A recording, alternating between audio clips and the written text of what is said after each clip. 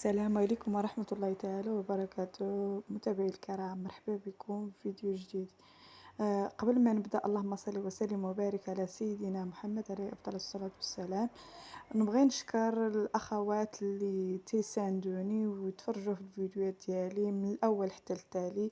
نبغي نشكركم بزاف بزاف إلا كنتو داخل أرض الوطن أو خارج أرض الوطن في جميع دول العالم، مرحبا بكم. إذا على بركة الله، بسم الله. فواحد الإناء غندير كاس ديال سنيدة، غنضيف عليه بيضة وساشي ديال الفاني.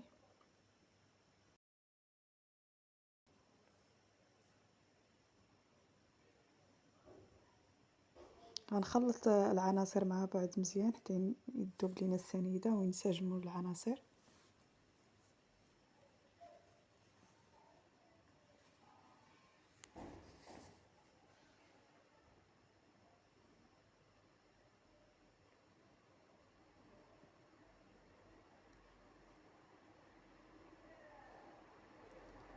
حتى يولي الخليط على هذا القوام غنضيف عليه كاس ديال الماء، غنضيف عليهم نص كاس ديال الزيت وغنخلط.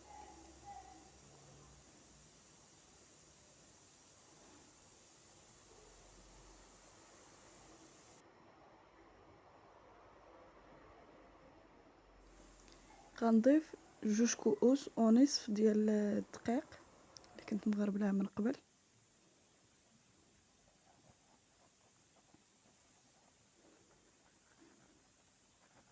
هنا ضفت غير 2 وخليت النصف على جنب. غنضيف البودره ديال الكاكاو 2 معالق،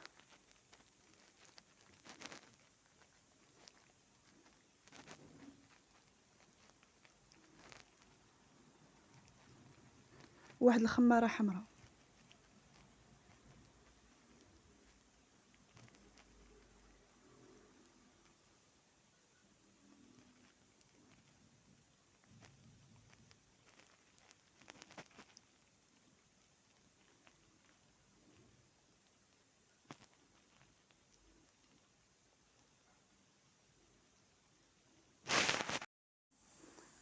هنا غنضيف داك نصف كاس ديال الدقيق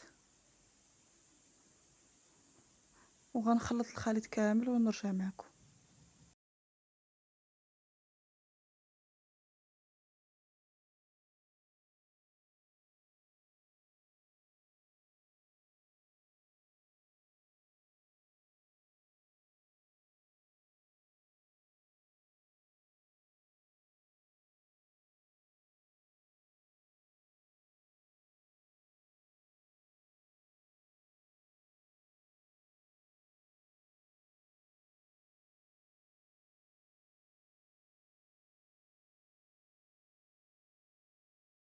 من بعد ما خلطت لي مادلين القوام خاصو يجي على هذا الشكل، يجي ثقيل باش ينجحوا معنا لي مادلين ديالنا ويتنفخوا.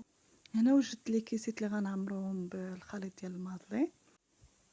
فاش تنعمروهم ب2 معالق كبار عامرين وتنخليو تقريبا 1 سنتيم فين يتنفخوا. باش مازال غيتنفخوا غندخلهم الفران وغيطيبوا وغتشوفوا الشكل ديالهم فاش يوجدوا.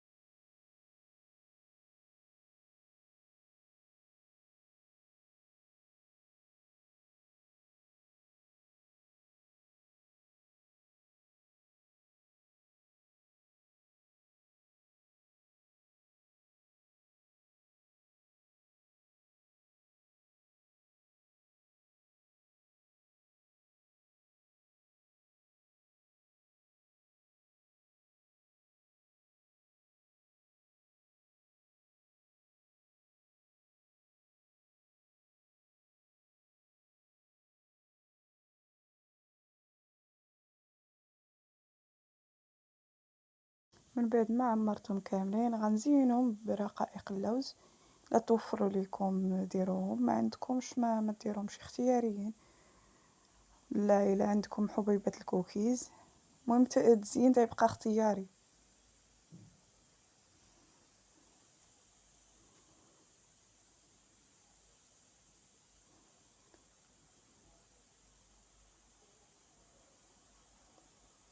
من طبيعة الحال الفران في هذا الوقت راه مسخناه من قبل، سخناه على درجة حرارة 180، وغندخلهم يطيبوا لمدة ديال 25 دقيقة حتى 30 دقيقة في الفرن الكهربائي، ونرجع معكم.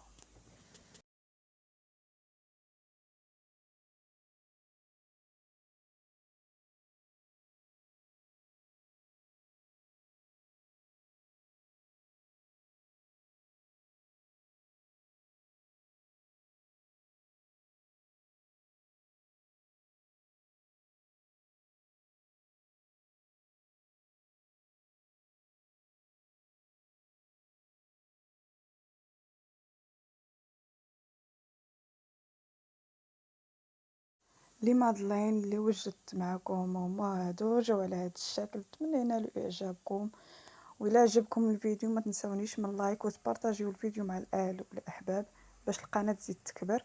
وشكرا على وفائكم. دمتم بخير، الى الفيديو القادم باذن الله.